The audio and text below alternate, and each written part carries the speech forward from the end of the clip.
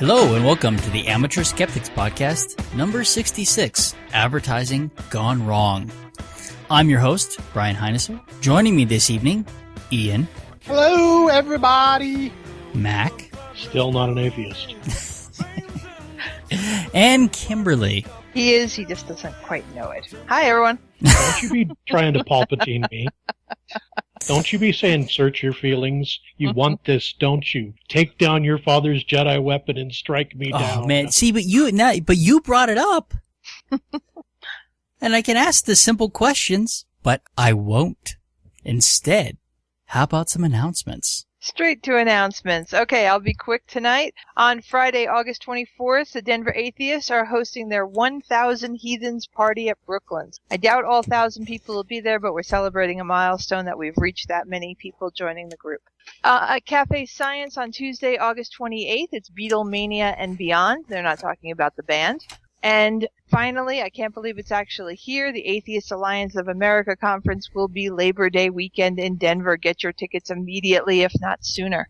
On Thursday, September 6th, the Denver Botanic Gardens has that What Are You Really Breathing seminar.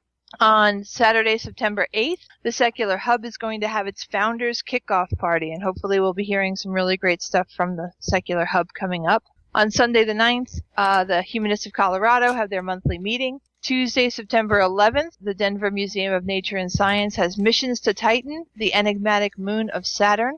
Thursday, September 27th, the Mile High Skeptics are hosting a fundraiser, or participating, I should say, in a fundraiser for, I believe, leukemia called Light the Walk. Friday, September 28th, at the museum, Science Lounge, the Bacchus Raucous is a party in Pompeii celebrating their new exhibit. And we mentioned before on Sunday the 14th, there's a Christian group doing Christians Unpacking Atheism with Lee Strobel and possibly live William Lane Craig.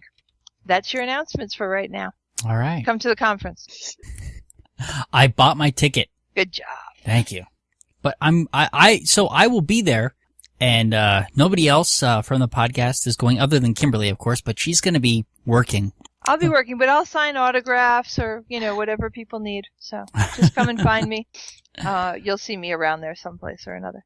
Well, there you go. Yeah, so that's great. So I will be there if other listeners from the podcast are there. I don't know how you might find me, but I will be there. Maybe I really need an Amateur Skeptics t-shirt.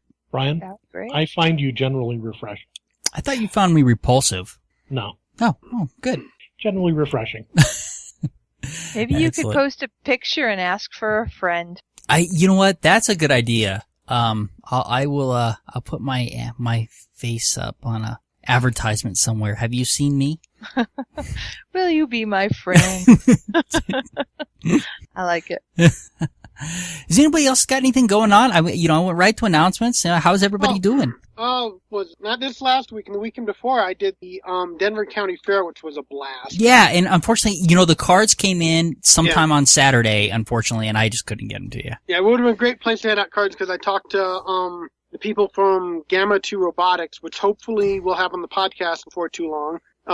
Because I had a real good conversation with them, and we talked about skeptic issues and robotics and stuff like that, and I think they'd make great guests. So hopefully we'll have them before too long. But the fair itself was really great because county fairs are generally supposed to represent what the area does. Well, this was in the middle of Denver, and did a great job of showing Denver. I felt, there was everything for every, you name it, there was probably something that represented it, except for the skeptic community, which I actually did put in the survey they had. I did a survey and I mentioned the idea of doing a skeptic programming there because it'd be a great place for it. And it was packed. Every day we ran into more people that we knew that we didn't know were coming, which was cool. Yeah, that's great. And I also got to see my first freak show live. They had a freak show going on the whole weekend. I don't know if anyone knows who the Enigma is. Basically, he's painted head to toe in puzzle shapes. Oh, yeah, I've seen him. Yeah, he was there live, so I got to see his show live, which was actually cool. And There was the Crispy family, were the other main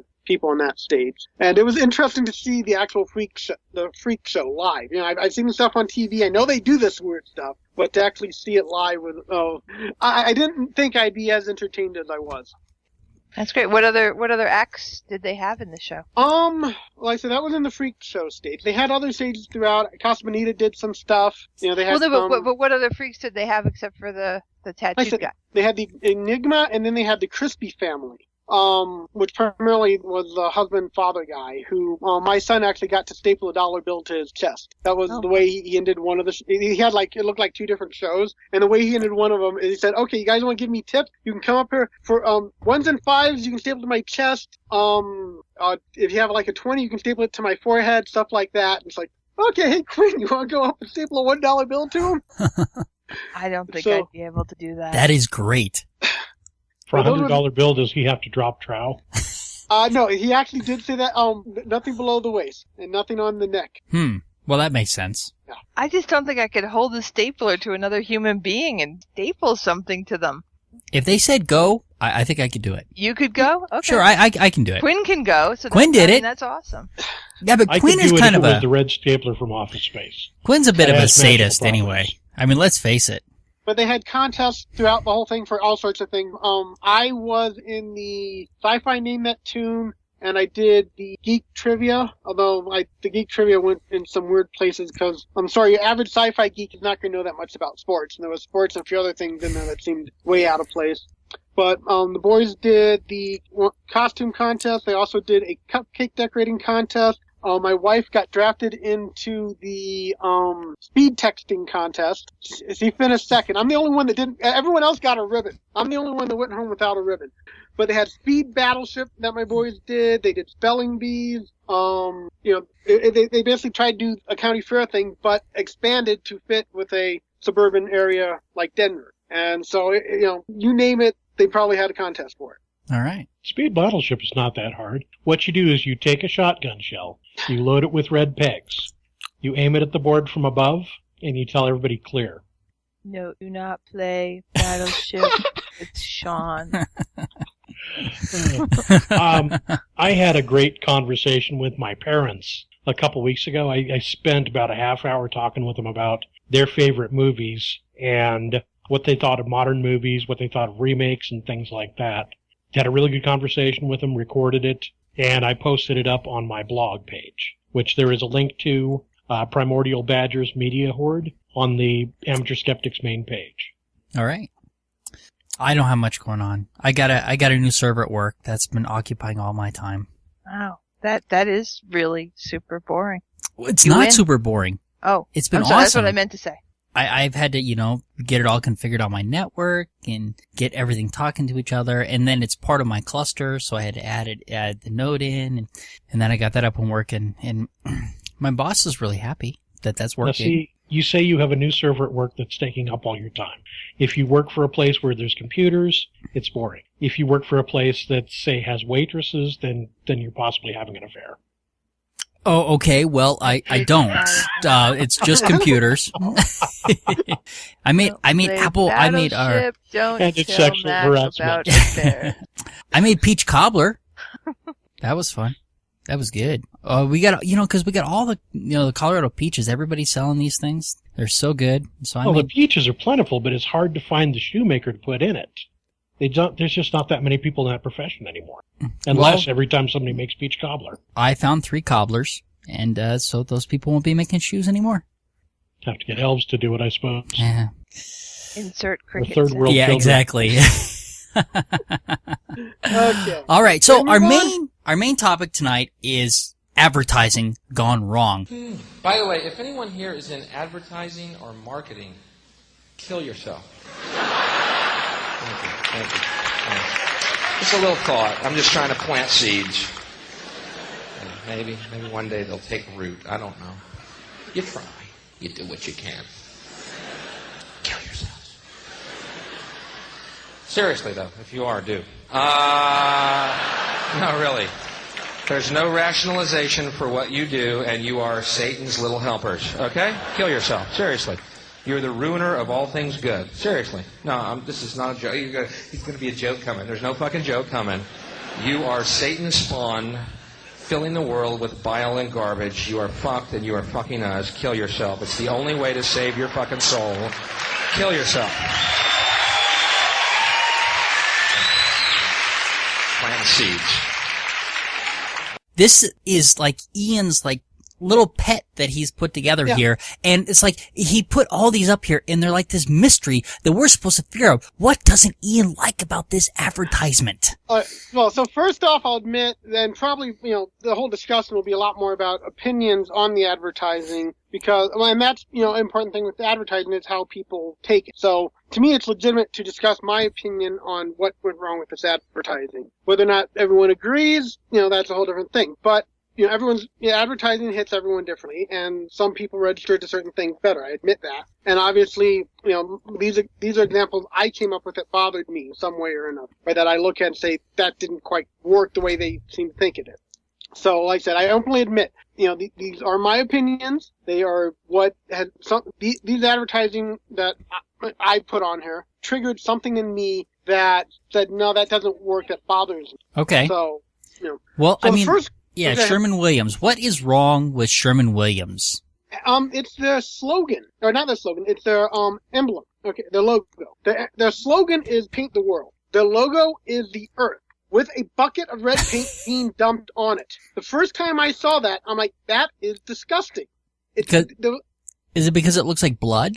No, the idea of just when you paint, you do. To me, you paint a wall. You want to make sure it's not blotchy. You want to make sure you spray it nice and even, make it look good. Dumping a bucket of paint over the Earth, that logo just, I honestly, the first thought I had was that is gross. I don't see that as being appealing in any way. Why, You must be way more sensitive to this than I am, because I couldn't have cared. Yeah, well, like I said, that was my first reaction when I realized what it was. First, I looked at it and, why is that appealing? I don't get the appeal of it. I don't know why that would be a good logo for a paint company, because, I mean, it makes me think of pollution. It makes me think of, you mentioned the blood, not necessarily the blood, but goo. It's like, it doesn't look, if I paint something, I don't want it to look like a big blotch of paint just being dumped on it. But that's the logo. What's wrong with the slogan, painting the world? I got nothing wrong with the slogan, but the slogan, paint the world, goes with their logo. And that's why the logo's that way. It's because that's their interpretation of painting the world. Okay. They should have put for paint the world, they should have had a couple of kids in hoodies with spray paint cans. That would have been more appealing to me. Would have been way more offensive too. That would have been much better. Like I said, to me, it was just especially the pollution idea. You look at, and I automatically thought of pollution. It's like it almost seems they're suggesting you pollute the world, not paint it. Okay, Kimberly, So, time to weigh in. I had never really. I've shopped at Sherman-Williams. I've seen their logo, I'm sure, dozens of times, and I never really took the time to consider it. I will go with you that it really doesn't seem to make a whole lot of sense when you want to have all your painting be all exact and beautiful, and it really is just a dump of a Jason Pollock kind of dump the paint over the planet thing. Not like you personally, but I get where you're coming from.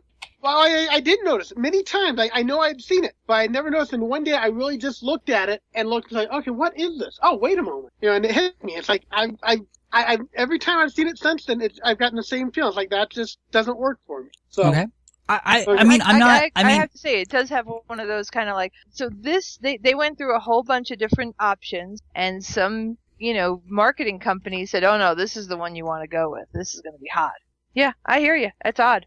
It's odd, but I don't know that it's advertising gone wrong. I mean, well, like I said, to me, it doesn't make me want to buy their paint because, like I said, my first thought is pollution. It doesn't make me want to buy their paint either, but it doesn't make me not want to buy their paint. I'm kind of neutral about it. Okay, that's fair. Okay. Now the next one's a newer commercial that the first time I ever saw, basically it's Brute Aftershave commercial, and it's clear what they're trying to do is copy the more recent Old Spice commercials that are just bizarre. Mm-hmm. But the idea of it is really, I don't think it's going to appeal to men. So the basic commercial is the wife's busy telling the guy, oh, we're running late for whatever we're going to, and she walks out of the bathroom. The guy pours some Brute on his hand, Brute Aftershave, puts it on his cheek, and then you hear like a pop or something. The wife walks back in, suddenly she's like 8 months pregnant.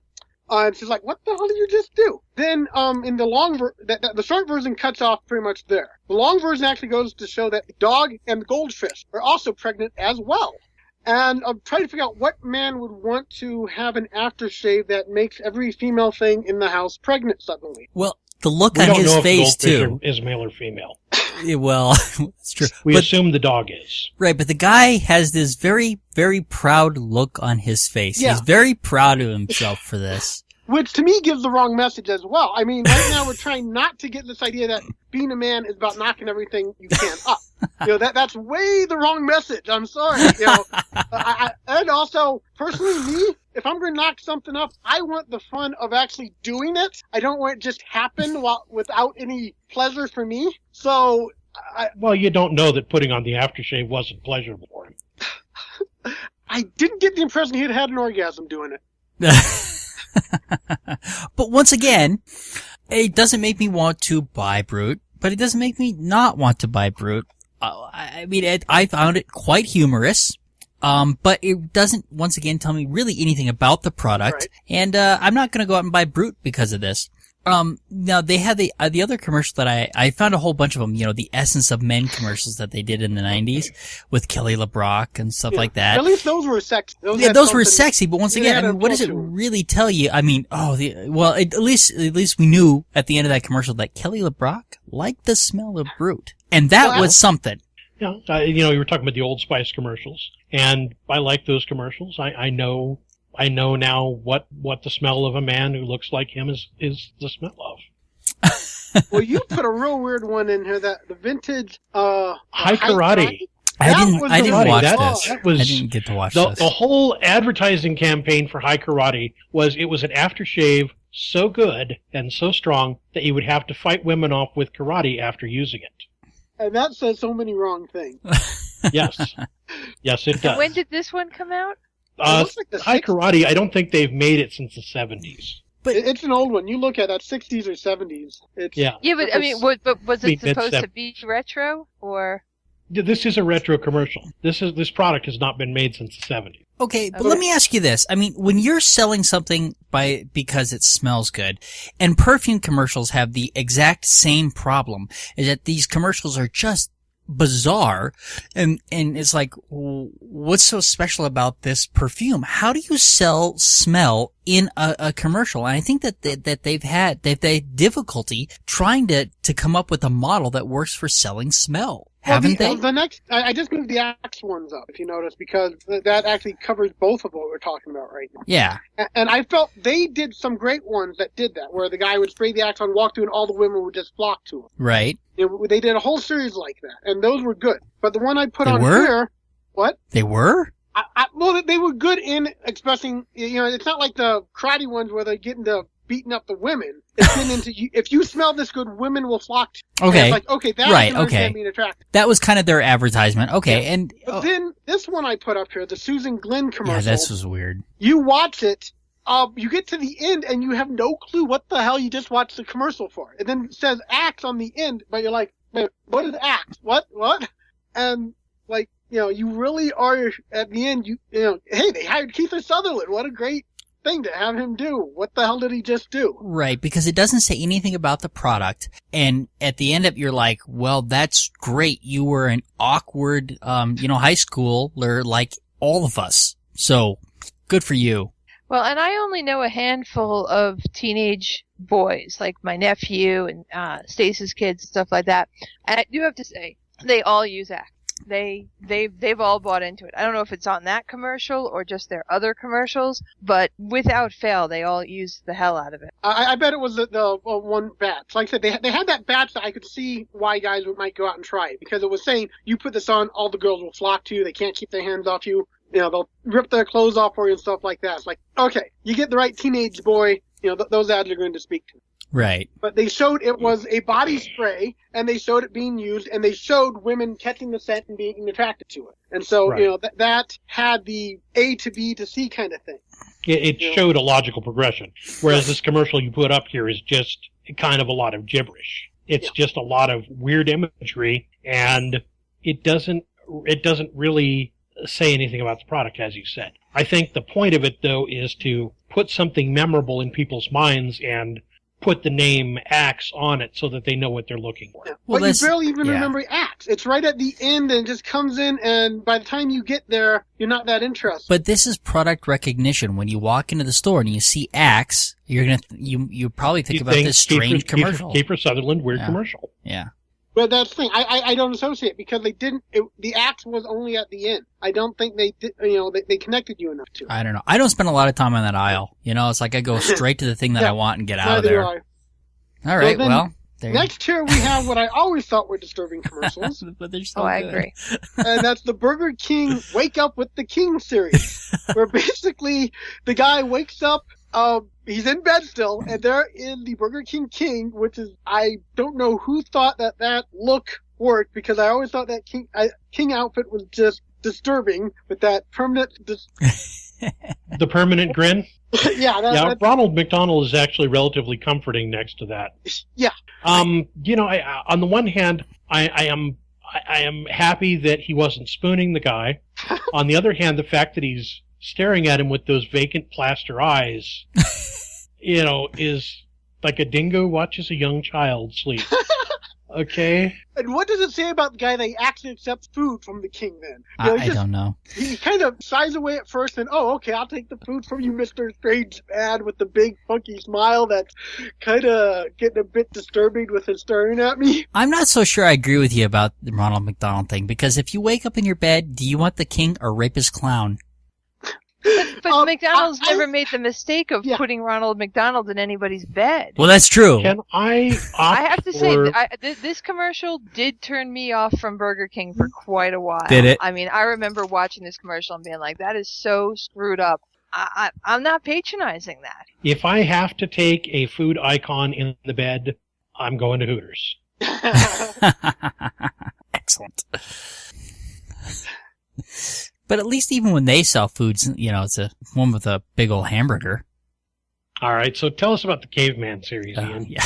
Okay, well, this one I never found funny. I never quite got why it progressed the way it did. In fact, they even had a short-lived TV series that I think was like 2 or 3 episodes based off of these commercials. And I never quite got them, but then, of course, I know science. So the first concept is you have the Geico man sitting there saying, 15 minutes online, so easy a caveman can do it. And it turns out the boom mic operator is a Neanderthal, and he throws down the boom mic and storms off. And the whole rest of them are basically showing these yuppie Neanderthals that get upset by the term caveman. And my problem is there's no way you can say a yuppie is a caveman. And these guys are yuppie. Like I'm a child of the 80s. I know that yuppies are the ultimate evil because they're going to try and close down your family's hotel, and the only way to deal with them is to challenge them to a race or a contest or something and beat them in that, all the while dealing with their hot girlfriend who's after you but really fall in love with the dopey girl instead, who turns out to be actually hot, blah, blah, blah. But these were yuppie cavemen. These were like, what movie are you referencing? A million Basically different every 80s movie. You know what? Maybe Maybe what didn't have a yuppie as the enemy in the 80s. I don't know. Maybe this would have been better if Brandon Fraser had been the caveman. Now, see, I think this one was highly effective. Yeah, I do too. Really?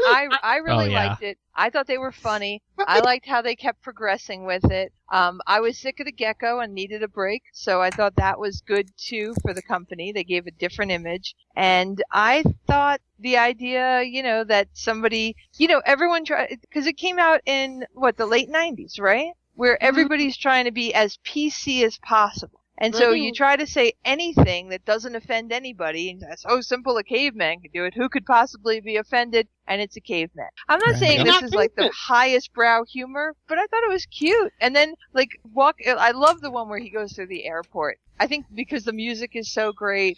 And I thought the guy's expression was good. I don't know. I think Geico has done a good job. Even the money with the googly eyes, I mean, I didn't think much of that one. Yeah, but the saving money commercials, I love those. In fact, my personal favorite right now is, the kids wanted a puppy, but they can be expensive, so I just went out and got them a possum.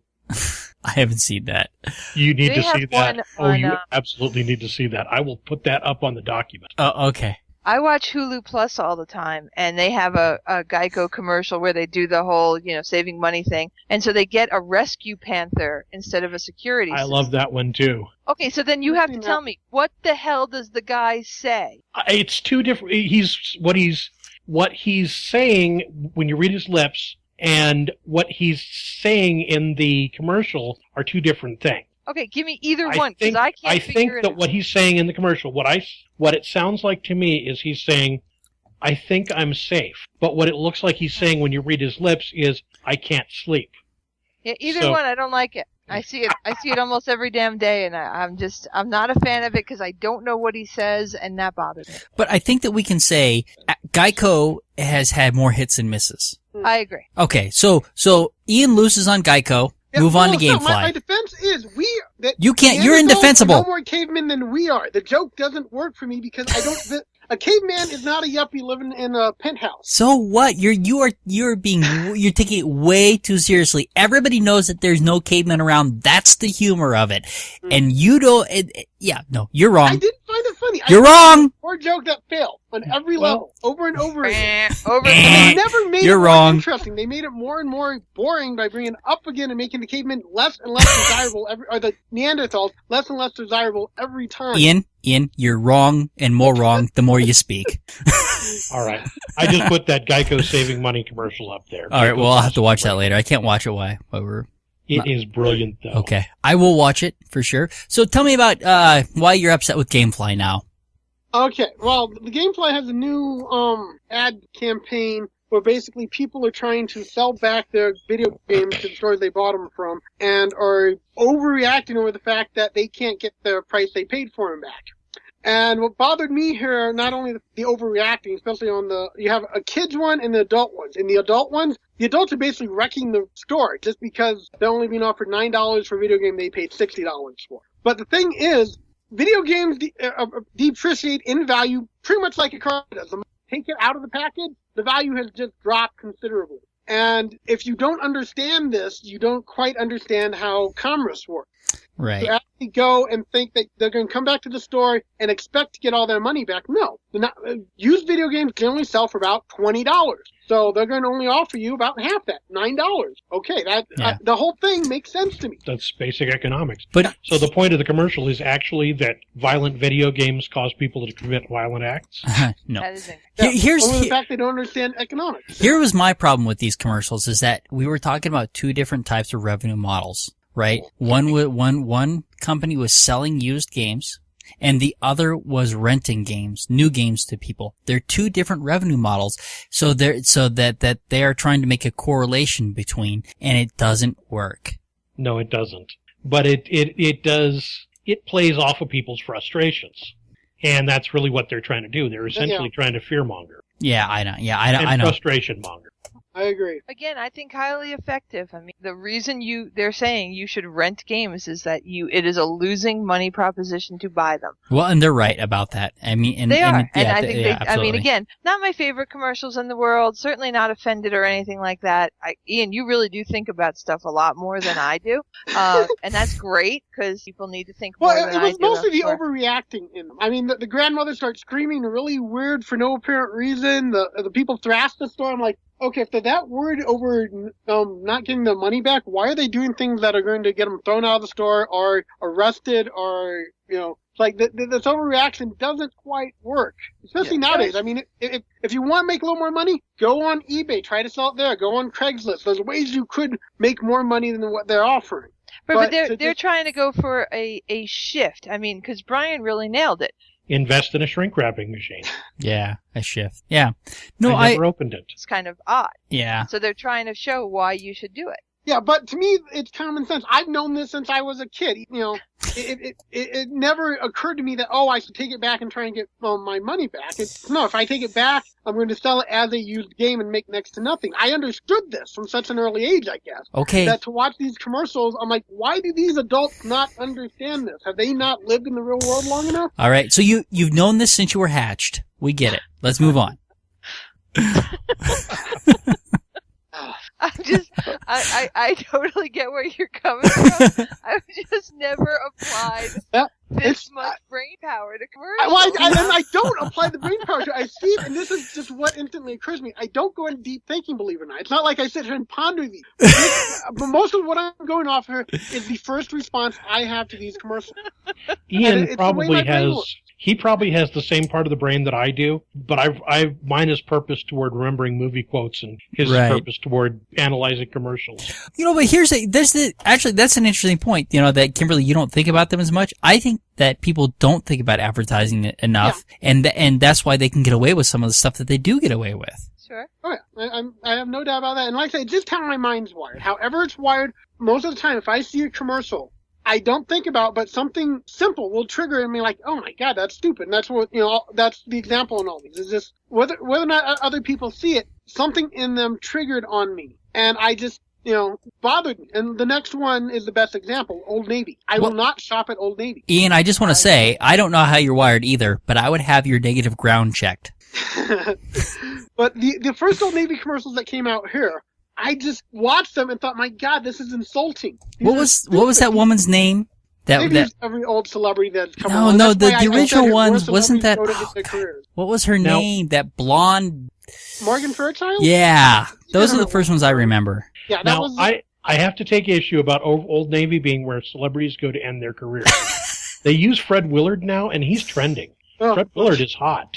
The majority of celebrities I've seen on Old Navy, basically, their real career had already come. It's almost like they said, okay, I will do your Old Navy commercials just to pretend like I'm still doing something. I mean, right now they got like the whole cast, the original Beverly Hills 90210 doing the commercial. And most of the commercials don't even focus on products. They just focus on these weird jokes and like, okay. All right. Well, okay, but have they had Corey Feldman yet?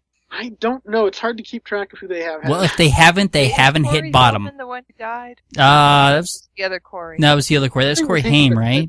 Yeah. All right. Well, I just don't want you to be, All right. Well, okay. Whichever Corey hasn't died yet, that's the bottom of the barrel. Yeah. They'll get him, I'm sure. Not necessarily. There's still Danny Bonaducci. I'll go for him. They might have to reach. Has a very successful radio career, or at least did. That is true. Yeah, that is true. Yeah. And he was also on one of the Celebrity Paranormal show. Yeah. And where they send celebrities in to investigate paranormal events. Maybe they haven't hit rock bottom till Ian's in one of these commercials. I'm not a celebrity yet. I'm trying, but... Well, I won't even set foot in an Old Navy because I just really could not stand their commercials. Oh, wow. They do well. Whatever they're doing is attracting the business. But I did not like their commercials, and I will not go into one of their stores. I've never bought a thing from them. I've never gone in their stores. I've avoided them like crazy. We've gotten other people have bought the boys stuff from them. I won't go in there because I don't like the cut of their clothing. That's actually kind of a challenge. Brian, can you get a hold of some Rohypnol and meet me at Ian's house? It's a short drive to Old Navy. Yeah, it is we can walk there from his house. All right. Yeah, but he'll be stumbling if he's on Rohypnol. All right, some commercials hit it exactly right. Oh, the possum commercial. Okay. Oh yeah. All right, let's move on to the Chevy commercials because I was not sure why these were in here. I wanted to throw some good examples. Okay. Of commercials I wanted to throw some examples of commercials that actually hit right and they appeal to sensibilities and they do make you want to buy the car, or at least that was the case with me. Talk about the first one with the my dad's old car. Okay, you want me to give you give us the quick rundown of that one. Okay, basically, this guy's telling a story about how his dad bought a 1965 Impala off the showroom floor, and he had to sell it at some point due to family money trouble. So this guy later on went on a quest, like a 5-year quest to find 3 this particular car. No, he said 5 years. No, he said 3. He said it took 3 years when they finally gave him the car. Okay, I heard 5 in there. Okay, but I know. Anyway, he basically gives this whole thing about how he went on this long quest and finally found the car at this dealership. Well, he missed it at this guy's place where the guy had just sold it to some people from Canada, and then he found it at the dealership in Montreal, and he bought it online. So basically, he's got the kids and his father, and they're all playing around, and he has somebody drive the car up, and the father looks around, and he says, "That's my old car." And he says, "Yeah, Dad, I found it for you." Yeah. And, aside from the fact that the father actually looks like he may be having a mild heart attack during the latter part of the commercial, it's a touching commercial. You know what bothered me about it? What? The fact that he was wearing a mic. And he kept hitting his chest and hitting the mic. It's like, It kind of took me out of the moment, but I thought it was very touching. And that's why I was confused that this was in here because I was going through all of these things, these commercials where I can kind of see that. And then I'm like, this one, I'm like, wow, that's good in with the bad. Yeah, no, I thought it was very touching, that, I kind of like that one. And so they go on, I mean, of course, and the Transformers commercials with the Chevrolet, I just the love Camaro. that, period. Yeah. The Soldier's Home one, the guy's coming back from being deployed. He's at the airport. Somebody thanks him for his service. And his wife says, "Do you feel like you're home?" He sits down in the car. Memories flood in. And he says, "Now I do." My problem is that, one. I don't know, sometimes I feel like this imagery with the soldier, this kind of stuff is abused and overused. It probably is, but when I watched that one the first time, for about 15 seconds after that, I thought, well, I could trade in the Honda. For a big old truck? For a Chevy, any kind of a Chevy. Yeah, okay. All right. So. All right, so those were fun. So I went back immediately to, commercials that were terrible. And what I found was the Paris Hilton car wash for the Super Bowl commercial that was banned. And this is something that a lot of these advertisers are doing that I am torn about it sometimes because they put banned commercial in here, right? And then they put it on YouTube and you're going to get millions of hits, right? Of course. And certainly whether it's actually banned or not, the fact that it says it is a banned commercial will get hits. And what a lot of these companies are doing now is that they're doing a commercial intentionally that they know will get banned just so that they can do this. Coors did it. A lot of companies have done this kinds of thing. But this commercial is particularly bad in that most of the time, she's, crawling around the car and all this. And then for one small scene, she's eating a hamburger. Right? Yeah, it's apparently a burger commercial. Yeah, exactly. It's it's either a burger commercial or a Whitesnake video. Right, exactly. And it's it doesn't even work as a commercial for their product, I'm going to have to disagree. When I see this commercial, the first thing I think of is my stomach. It's trying to keep it from reversing directions, but I do think of my stomach. Well, as much as I have a dislike for Paris Hilton, I can't say I dislike all of her. And this commercial accentuated those things that I don't dislike. I actually like her first name and her last name. Not applied to her, but I like both of those things. Right, but this was a particularly bad commercial. Yes. It's meant to appeal to the very worst in humanity. Yeah. And then I found the 11 hilarious examples of false advertising. This site, this Odie, this site has a lot of very interesting stuff on it. Some very funny stuff. Some inappropriate for work stuff as well. But I like these ads that they picked out. They show this pool, these kids sliding into it and everything like that. And then they show the actual size of the pool. It's wow. It's nothing like the drawing above it. Yeah, this actually reminds me, I found a guy's site a couple days ago on a blog where this guy went to collect all the stuff that was advertised in the old comic books. And he basically showed you what it actually was. The real Polaris sub is made out of cardboard. Wow. The 500 soldiers are practically two-dimensional. They're flat.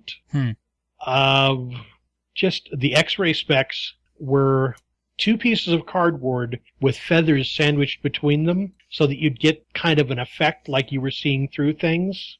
But anyway. Yeah, so the next one on here is the Burger King Whopper, which I get a hell of a kick out of. Except for it kind of looks like one of these is a Whopper and the other is a double Whopper. Regardless, that was pretty funny. But this is where advertising gets deceptive, this next one, where they show this, it's a... Actually, the second burger doesn't look accurate to me. The advertisement burger doesn't look accurate, but the one that's... they beat it up pretty good, actually didn't they? Looks like it's been sat on. Yeah, they intentionally made that one look worse than it... and they didn't need to, right? To make their point. No, they did not. Yeah, so that one... So both are deceptive there.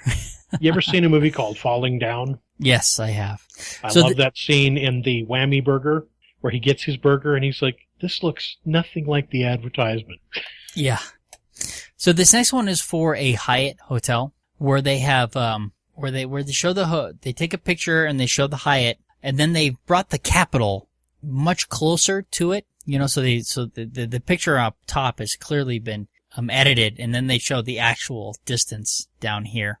Either that or the Capitol moved during the seasons, because it looks like the picture on top was taken during the fall. Well, that could be too. Either way, this one is not outrageous. I mean, the Capitol's there, so what? I guess this one doesn't really offend me that much. But the next one, for the buffet is offensive. Yeah. The top, they show these people, slicing meat. Lobster being served to them by chefs and stuff. Yeah, and then the bottom is this self-serve mess. Yeah. But once again, but here's what... The guys are wearing white jackets in the bottom picture, too. That's true. But what I can't tell, I don't know for sure that these are the same places. I don't know that. There's no way to tell for sure it's the same place. So. And the picture on the bottom could have been taken nearly at closing time when they're trying to wrap up, too. Who knows? I don't know. So it's not necessarily a true picture. It's biased, and it's intentionally biased. All of these are biased. The next one, with the German box dinner, well, that one's probably true. Well, and the one with the Hyatt Regency and the Capitol is probably true, too. Yeah. The next one with the island resort. But the funnier ones are like, this next one with the pool. That's awesome. That's funny. They show this picture. Yeah, I forget. People aren't seeing these things with me. There's 3 kids in the pool, and the mother's right next to it, and they're all comfortable having fun. And one little girl can barely stand in the thing. Yeah. Well, to be fair, we don't know how large that girl in the second picture actually is. She could be affected with childhood gigantism. But probably not. Probably not. That one, yeah. The Taco Bell tacos, of course, exaggerated. Look how small that playhouse in the background is next to her. But the one I really wanted to get to was the profile picture that somebody they cropped and they put this on a dating site. Yeah. That is quite deceptive. Just a little bit. But it's not as deceptive as actually using somebody else's profile picture. Can I say that Kimberly has been oddly silent through this whole thing? You know what my problem is? I'm checking out all the other lists that they have on the side. So you're checking out all the other lists that are on there instead of participating. Focus, girl!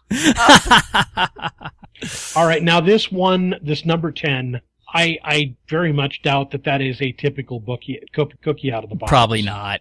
Yeah. Yeah. The next one's pretty good with the beach. This is a problem that you get when you advertise to too many people. Right.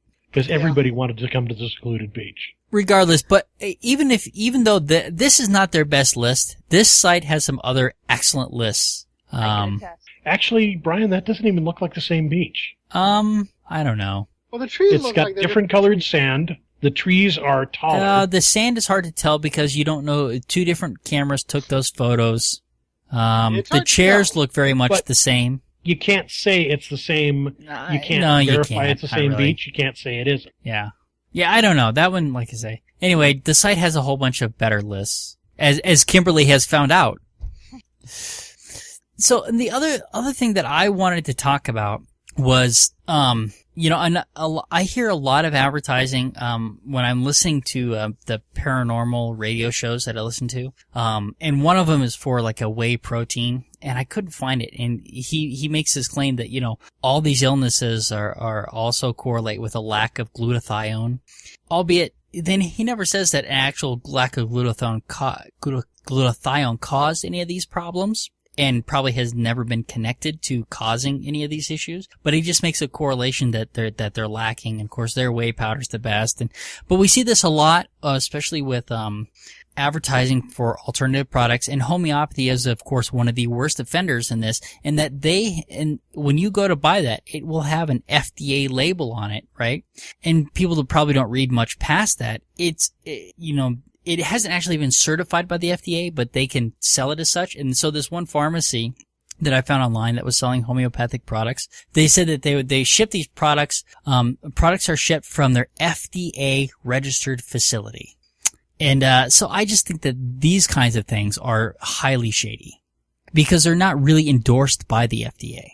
Right, they're not just making kind of claims of it, like with that Burger King burger, like this is what a burger could look like. Right. They're making outright lies. Exactly. And yes, it has an FDA, saying that, that it's not even safe, just that they recognize it exists almost. Mm-hmm. So I don't know. I find actually more worrisome. All these other things that we've been talking about they're kind of humorous. Right? This kind of stuff is serious because there is actual deception happening with these alternative products and particularly with homeopathy. The way that they're advertising these things. And they tend to not make claims, but yet insinuate certain things, like with the glutathione. That is, people who had cancer were low in glutathione. That may have been true. But did it cause the cancer? Probably not. But they can still say that there was a correlation there. And it's those kinds of things that actually worry me with advertising. Yeah, it goes definitely a step too far of, like you say, it's not just clever or, insinuating if you use this body spray, girls will love you. Right. It's saying things that are placidly untrue in order to get people to do stuff. But it's saying them in such a way that you can't be held accountable for them being wrong. Right. That's what worries me with advertising. And I'd like to come back to this at some point and catch on more of those kind of specifics. This was fun to kind of go through these advertisements, but they aren't the kind of things that I'm concerned about.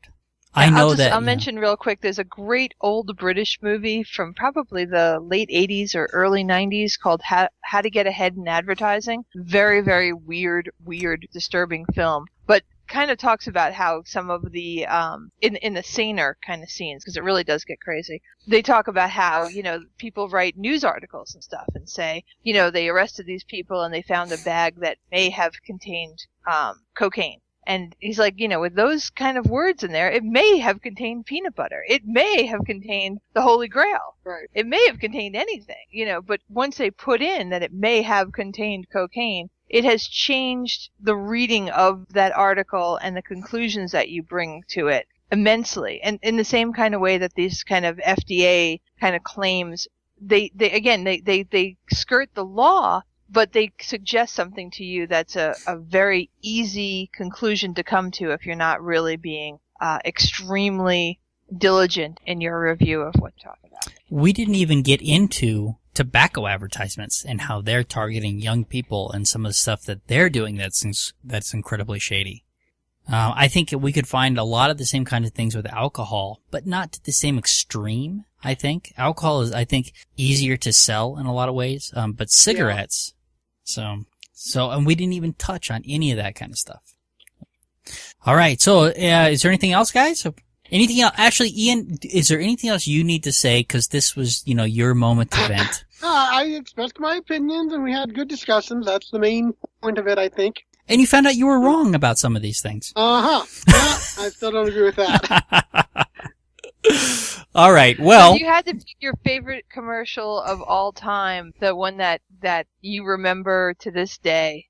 Well, there's one commercial that is still airing from time to time. For kids, this commercial was old when I was born. Is the Tootsie Pop commercial? How many licks does it take to send a Tootsie Pop? They're still airing that on TV. It is a classic commercial that still gets aired. I still see it. They've shortened it. They've taken out most of it, and he's pretty much going straight to the owl now instead of stopping by and talking to the turtle. Mm-hmm. But, it's a very good classic commercial that is timeless, and they're still airing it, which is what I really love. It's, they haven't gone back and said, let's redo it. They said, no, we'll just, every so often they put it back out there. Yeah. So, that's a very, and, the other Tootsie Roll commercial they should put back out is the, one with, whatever it is I think I see becomes a Tootsie Roll to me. Because that was a fun one. I remember that as a kid. Yeah. Yeah. So, but an all-time favorite, I don't think I have an all-time favorite. I just have, memorable ones. I think I've always really loved the Where's the Beef commercial with Wendy's especially when they got into the whole Russian thing and they did the whole Svimver, very nice, each neck. That just always cracked me up. And where the beef wasn't even supposed to be the slogan, that surprised them. That was just a line in it. They were thinking, the big bun, look at the size of that bun or whatever. They were figuring that would be the catch, the one everyone would be repeating. So where's the beef caught on by accident? Yeah. It's always and it caught on because because the lady that they had was very, very catchy. Oh yeah, she did a great job. That's one of the things. The way she said it and everything, she stole the commercial. But, I mean, it all comes back to the, same old thing. Advertising is evil. Yeah. And it's everywhere. And it's everywhere. Can't escape it. I think it's gotten much more aggressive. It's had to. Well, I'm definitely catching it more and more in the shows. I mean, there was an episode of Warehouse 13 where, for no apparent reason, they decided to use the GPS in the vehicle they were renting in whatever city they were in. And basically, then the next commercial break, there was a commercial for that exact same vehicle talking about how great the GPS system is in it. Well, and I guess like in all the Bond movies, the car is always, very well paid for by advertising. Yeah. I'm seeing a lot more beer advertisements in shows, particularly law shows. It used to be, that they might be sitting around having a beer, but they were always covered. And now it's like it's Dos Equis. Well, I remember an episode of Stargate where Colonel McNeil is getting into the back of his truck to get his groceries out, and it does this close-up on the 6-pack of beer he's grabbing to pull out. You very clearly see what brand that 6-pack of beer is as he talks. Well, Subway saved Chuck. Yeah. And, Transformers put Chevy back on the map. Well, yeah. That was put GM back on the map. I mean, GM is struggling in general. Yeah, that was a huge advertisement for guys. But as advertisements go, that's one of the more entertaining ones. Absolutely. Yeah. All right. I think that we need to wrap it up, guys. Anything else? Sounds good. Nope. I think we're good. All right. Well, then say goodnight, everybody. Good night. Good night. Thank you for listening to the Amateur Skeptics podcast. For more information about the Amateur Skeptics, go to amateurskeptics.com. To send us feedback, suggestions, or big flaming insults, feel free to contact us at WTF@amateurskeptics.com. Other contact information can be found on our website.